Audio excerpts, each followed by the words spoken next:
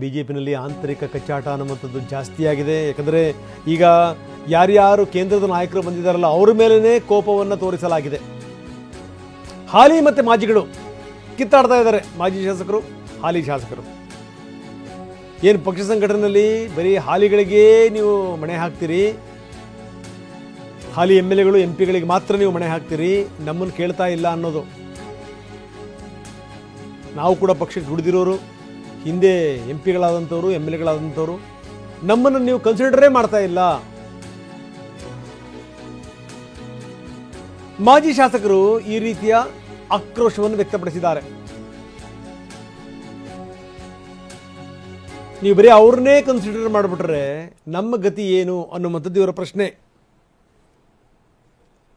ಇನ್ನು ಉಸ್ತುವಾರಿ ಮೇಲೇ ಕೋಪ ಇದೆ. ಉಸ್ತುವಾರಿಗಳು ನಮ್ಮನ್ನು ಸಂಪೂರ್ಣವಾಗಿ ಕಡೆಗಣಿಸಿಬಿಟ್ಟಿದ್ದಾರೆ ಅನ್ನುವಂಥ ಆರೋಪ.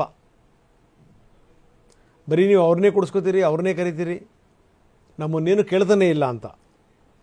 ಇದು ಸಂಗತಿ. ಇದಕ್ಕೆ ಸಂಬಂಧಪಟ್ಟಂಗೆ ಸುರೇಶ್ ಗೌಡ ಕಿಡಿಕಾರಿದ್ದಾರೆ. ಸುರೇಶ್ ಗೌಡ ತುಮಕೂರು ಗ್ರಾಮಾಂತರದ ಶಾಸಕರು. ಅವ್ರು ಹೇಳಿದ್ದೇನು ಅಂತಂದರೆ, ಈ ರೀತಿ ಆಗಿಬಿಟ್ರೆ ಗತಿ ಏನು, ಬರೀ ಏನು ಅಂತಂದರೆ ಬಂದರು, ನಾಯಕರು ಹೋದರು, ಆದರೆ ಯಾರ ಅಹವಾಲವನ್ನು ಕೂಡ ಕೇಳಲಿಲ್ಲ.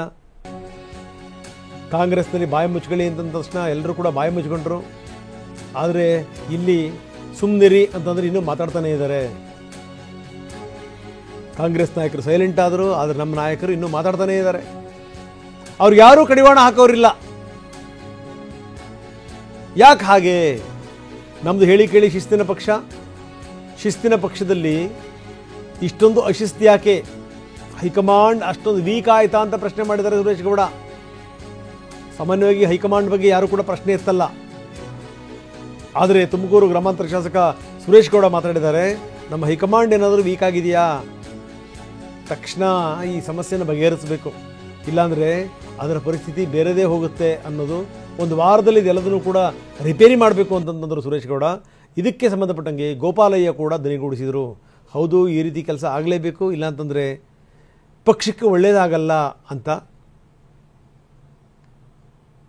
ಕೇಂದ್ರದ ನಾಯಕರು ಏನಾದರೂ ಹೇಳಿದ್ರು ಅಂದರೆ ನಾವು ಅದನ್ನು ಫಾಲೋ ಮಾಡಬೇಕು.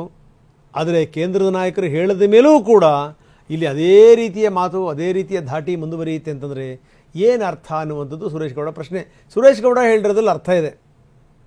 ಕೇಂದ್ರದ ನಾಯಕರು ಮತ್ತೆ ಯಾಕೆ ಬರಬೇಕು, ಮತ್ತೆ ಯಾಕೆ ತಿಪ್ಪೆ ಸಾರಿಸಬೇಕು, ಸರಿ ಮಾಡಲಿಲ್ಲ ಅಂತಂದ್ರೆ ಏನು ಅರ್ಥ ಇದು? ಇದಕ್ಕೆ ಸುರೇಶ್ ಗೌಡ ಹೇಳಿರೋದು, ಇದನ್ನು ತಕ್ಷಣಕ್ಕೆ ಸರಿ ಮಾಡಿ, ಇಲ್ಲ ಅಂತಂದರೆ ಮುಂದಿನ ಸ್ಥಿತಿಗತಿಗಳು ಕಷ್ಟ ಆಗುತ್ತೆ ಅಂದಿದ್ದಾರೆ ಸುರೇಶ್ ಗೌಡ. ಇನ್ನು ಇದೆಲ್ಲದರ ನಡುವೆ ಶಾಸಕರ ಜೊತೆಗೆ 1-to-1 ಮೀಟಿಂಗ್ ಮಾಡ್ತಾರಂತೆ ರಾಧಾಮೋಹನ್ ದಾಸ್. ಯಾಕಂದರೆ ಬಂದಿರುವಂಥ ರಾಧಾಮೋಹನ್ ದಾಸ್ ಅವರು ಮಾಡಿದರೆ ಕೆಲವು ಜೊತೆಗೆ, ಇನ್ನು ಕೆಲವು ಜೊತೆಗೆ ಮಾತಾಡಬೇಕು. ಶಾಸಕರ ಜೊತೆಗೆ ರಾಧಾಮೋಹನ್ ದಾಸ್ 1-to-1 ಚರ್ಚೆ ಮಾಡಿದ್ದಾರೆ, ಸಮಸ್ಯೆಗಳನ್ನು ಕೇಳಿದ್ದಾರೆ. ಬರೀ ಶಾಸಕರನ್ನಷ್ಟೇ ಕರಿತೀರಿ ನೀವು, ಹಾಲಿ ಶಾಸಕರನ್ನ ನಮ್ಮನ್ಯಾಕೆ ಕರಿತಿಲ್ಲ ಅನ್ನುವಂಥದ್ದು ಮಾಜಿ ಶಾಸಕರು ಹೇಳಲು.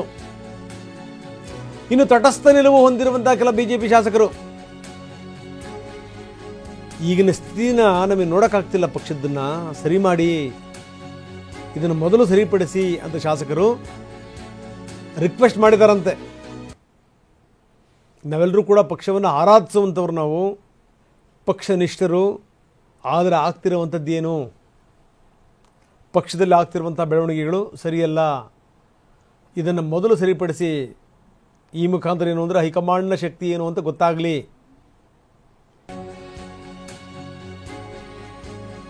ಇನ್ನು BY ವಿಜೇಂದ್ರ ಪ್ರೊಬೇಷನರಿ ಪೀರಿಯಡ್ನಲ್ಲಿದ್ದಾರೆ, ಅವ್ರಿಗೂ ಸ್ವಲ್ಪ ಅವಕಾಶ ಕೊಡಬೇಕು ಅನ್ನುವಂಥ ಅಭಿಪ್ರಾಯ ಕೂಡ ವ್ಯಕ್ತವಾಗಿದೆ ಅಂತೆ. ತಟಸ್ಥ ನಿಲುವು ಹೊಂದಿರುವಂಥ ಬಹುತೇಕರು ಈ ಅಭಿಪ್ರಾಯವನ್ನು ವ್ಯಕ್ತಪಡಿಸ್ತಾರೆ. ಪಕ್ಷ ಈ ಸ್ಥಿತಿಯನ್ನು ಸರಿಪಡಿಸಬೇಕು. ವಿಜೇಂದ್ರ ಇನ್ನೂ ಪ್ರೊಬೇಷನರಿ ಪೀರಿಯಡಲ್ಲಿರುವಂಥವರು, ಅವ್ರಿಗಿನ್ನೂ ಅವಕಾಶ ಬೇಕು. ಈಗಲೇ ಅವ್ರ ಮೇಲೆ ಆರೋಪ ಪ್ರತ್ಯಾರೋಪಗಳನ್ನು ಮಾಡಿದರೆ ಸರಿ ಇರಲ್ಲ, ಅವ್ರಿಗೂ ಕೂಡ ಅವಕಾಶ ಕೊಡಿ ಅನ್ನುವಂಥ ಭಾವನೆ ಕೂಡ ವ್ಯಕ್ತವಾಗಿದೆ. ಬನ್ನಿ, ನಮ್ಮ ಪ್ರತಿನಿಧಿ ಕಿರಣ್ ಈಗ ನಮ್ಮ ಜೊತೆಗೆ ದೂರವಾಣಿ ಸಂಪರ್ಕದಲ್ಲಿದ್ದಾರೆ. ಕಿರಣ್, ಏನು ನಡೀತಾ ಇದೆ? ನಿನ್ನೆ 1-to-1 ಶಾಸಕರ ಜೊತೆಗೆ ಮಾತುಕತೆ ಆಗಿದೆ, ಅದು ಮಾಜಿ ಶಾಸಕರ ಕೆಂಗಣ್ಣಿಗೂ ಕೂಡ ಕಾರಣ ಆಗಿದೆ. ಬರೀ ನೀವು ಹಾಲಿಗಳನ್ನಷ್ಟೇ ಪರಿಗಣಿಸಿದರೆ ನೀವು ಮಾಜಿಗಳನ್ನು ಕೇಳುವಂಥವ್ರು ಯಾರು ಅನ್ನುವಂಥದ್ದು. ಇನ್ನೊಂದು ಕಡೆಗೆ ತಟಸ್ಥರು ಒಂದು ಅಭಿಪ್ರಾಯವನ್ನು ವ್ಯಕ್ತಪಡಿಸಿದ್ದಾರಂತೆ. ಈ ವಿಜೇಂದ್ರ ಇನ್ನೂ ಕೂಡ ಈ ಪ್ರೊವಿಷನರಿ ಪೀರಿಯಡಲ್ಲಿರುವಂಥವರು, ಸೊ ಅವ್ರಿಗೆ ಇನ್ನೊಂದಿಷ್ಟು ಅವಕಾಶ ಕೊಡಿ ಅನ್ನುವಂಥ ಭಾವನೆ ಕೂಡ ವ್ಯಕ್ತವಾಗಿದೆ ಅಂತ. ಏನು ನಡೀತಾ ಇದೆ ಬಿಜೆಪಿನಲ್ಲಿ ಕಿರಣ್?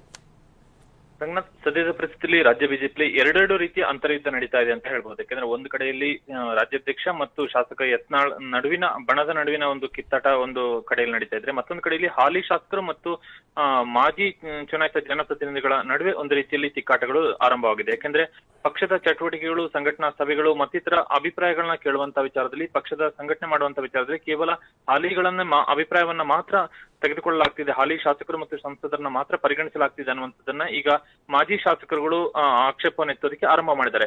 ಈ ವಿಚಾರ ನಿನ್ನೆ ಒಂದಷ್ಟು ಗಂಭೀರವಾದಂತಹ ಸ್ವರೂಪವನ್ನು ಕೂಡ ಪಡೆದುಕೊಂಡಿತ್ತು. ಯಾಕೆಂದ್ರೆ ನಿನ್ನೆ ರಾಧಾಮೋಹನ್ ದಾಸ್ ಹಾಲಿ ಶಾಸಕರು ಮತ್ತು ಸಂಸದರ ಸಭೆಯನ್ನ ನಿಗದಿ ಮಾಡಿದ ತಕ್ಷಣವೇ ಮಾಜಿ ಶಾಸಕರು ಒಂದಷ್ಟು ಸಿಟ್ಟಿಗೆದ್ದಂತಹ ರೀತಿಯಲ್ಲಿ ನಿನ್ನೆ ಒಂದು ರೀತಿಯಲ್ಲಿ ಅವರು ಸಭೆಯನ್ನ ನಡೆಸಿದ್ರು. ಯಾಕೆಂದ್ರೆ ನಮ್ಮನ್ನ ಪರಿಗಣಿಸದಿರುವಂತದ್ದು ನಮಗೆ ಅವಮಾನ ಮಾಡಿರುವಂತದ್ದು ಅನ್ನುವಂತ ಮಾತನ್ನು ಕೂಡ ಅವರು ಹೇಳಿದ್ರು. ಹಾಗಾಗಿ ನಿನ್ನೆ ಪಟ್ಟು ಹಿಡಿದು ರಾಧಾಮೋಹನ್ ದಾಸ್ ಅವರನ್ನ ಭೇಟಿ ಮಾಡಿ ತಮ್ಮ ಆಕ್ಷೇಪ ಇದೆ ಅನ್ನುವಂಥದ್ದನ್ನ ಬಲವಾದಂತಹ ರೀತಿಯಲ್ಲಿ ಅವರಿಗೆ ಸಲ್ಲಿಕೆಯನ್ನ ಮಾಡಿದ್ದಾರೆ. ಪಕ್ಷ ಸಂಘಟನೆ ವಿಚಾರದಲ್ಲಿ ನಮ್ಮನ್ನು ಕೂಡ ಪರಿಗಣಿಸಲೇಬೇಕು, ಯಾಕಂದ್ರೆ ಪಕ್ಷದ ಸಂಘಟನೆ ಮತ್ತು ಮುಂದಿನ ಚುನಾವಣೆ ದೃಷ್ಟಿಯಿಂದ ನಾವು ಕೂಡ ನಿರ್ಣಾಯಕರು ಅನ್ನುವಂಥದ್ದನ್ನ ರಾಜ್ಯ ಉಸ್ತುವಾರಿಗೆ ಮಾಜಿ ಶಾಸಕರು ಹೇಳುವಂತಹ ಪ್ರಯತ್ನವನ್ನ ಮಾಡಿದ್ದಾರೆ. ಇದು ಒಂದು ಕಡೆಯಲ್ಲಿ ಹಾಲಿ ಮತ್ತು ಮಾಜಿ ಶಾಸಕರುಗಳ ನಡುವಿನ ಒಂದು ರೀತಿಯ ತಿಕ್ಕಾಟ ಅಥವಾ ಮೇಲಾಟ ಅಂತ ಹೇಳೋದಾದ್ರೆ, ಮತ್ತೊಂದು ಕಡೆಯಲ್ಲಿ ಪಕ್ಷದ ವಿಚಾರದಲ್ಲಿ ಅಂದ್ರೆ ನಾಯಕತ್ವದ ವಿರುದ್ಧ ಇದ್ದಿರುವಂತಹ ಧ್ವನಿಯನ್ನ ಒಂದಷ್ಟು ತಟಸ್ಥಗೊಳಿಸಬೇಕು ಅನ್ನುವಂತಹ ಒಂದು ಅಭಿಪ್ರಾಯವನ್ನು ಕೂಡ ಈಗ ಪಕ್ಷದ ಕೆಲವು ಮುಖಂಡರು ನಿನ್ನೆ ರಾಜ್ಯ ಉಸ್ತುವಾರಿಯ ಮುಂದೆ ಹೇಳಿದ್ದಾರೆ. ಯಾಕೆಂದ್ರೆ ವಿಜೇಂದ್ರ ಮತ್ತು ಯತ್ನಾಳ್ ತಂಡದ ನಡುವಿನ ಒಂದಷ್ಟು ಭಿನ್ನಮತ ಏನಿದೆ ಅದು ಪಕ್ಷದ ಮೇಲೆ ನೇರವಾದಂತಹ ಪರಿಣಾಮ ಬೀರ್ತಿದೆ ಅನ್ನುವಂತ ಮಾತನ್ನ ಬಹಳ ಹಿಂದಿನಿಂದಲೂ ಕೂಡ ಹೇಳ್ತಾ ಬರ್ತಿದ್ದಾರೆ. ಆದ್ರೆ ಅದಕ್ಕೆ ಸಂಬಂಧಪಟ್ಟಂತ ರೀತಿಯಲ್ಲಿ ಸೂಕ್ತವಾದಂತಹ ಪ್ರಕ್ರಿಯೆಗಳು ಆಗ್ತಾ ಇಲ್ಲ ಅನ್ನುವಂಥದ್ದು ಪಕ್ಷದ ಹಿರಿಯ ಮುಖಂಡಗಳ ಒಂದು ವಾದವಾಗಿರುವಂತದ್ದು. ಹೀಗಾಗಿ ತಟಸ್ಥರು ಅನ್ನುವಂತ ರೀತಿಯಲ್ಲಿ ಅಂದ್ರೆ ಯತ್ನಾಳ್ ಬಣದಲ್ಲೂ ಗುರುತಿಸಿಕೊಳ್ಳದೆ, ವಿಜೇಂದ್ರ ಬಣದಲ್ಲೂ ಗುರುತಿಸಿಕೊಳ್ಳದೆ ತಟಸ್ಥರು ನಮಗೆ ಪಕ್ಷ ಮುಖ್ಯ ಅನ್ನುವಂತ ಒಂದು ನಿಲುವನ್ನು ಯಾರು ಹೊಂದಿದ್ದಾರೆ ಅವರೆಲ್ಲರೂ ಕೂಡ ನಮಗೆ ಈ ಸದ್ಯದ ಪರಿಸ್ಥಿತಿಯಲ್ಲಿ ಪಕ್ಷದ ಡ್ಯಾಮೇಜ್ ಕಂಟ್ರೋಲ್ ಆಗ್ಬೇಕನ್ನುವಂತ ಒಂದು ಒತ್ತಾಯವನ್ನು ನಿನ್ನ ರಾಜ್ಯ ಉಸ್ತುವಾರಿಯ ಮುಂದಿಟ್ಟಿದ್ದಾರೆ. ಹೀಗಾಗಿ ಒಂದು ಕಡೆಯಲ್ಲಿ ಪಕ್ಷದ ಸಾಂಸ್ಥಿಕ ಚುನಾವಣೆಯ ನಡುವೆಯೇ ಪಕ್ಷದೊಳಗಿನ ಭಿನ್ನಮತವನ್ನ ತಿಕ್ಕಾಟವನ್ನ ಇಲ್ಲಿ ಪರಿಹರಿಸಬೇಕಾದಂತಹ ಒಂದು ವಾತಾವರಣಕ್ಕೆ ಬಿಜೆಪಿ ಬಂದು ನಿಂತಿದೆ. ಓಕೆ, ಧನ್ಯವಾದ ತಮ್ಮೆಲ್ಲ ಮಾಹಿತಿಗೆ.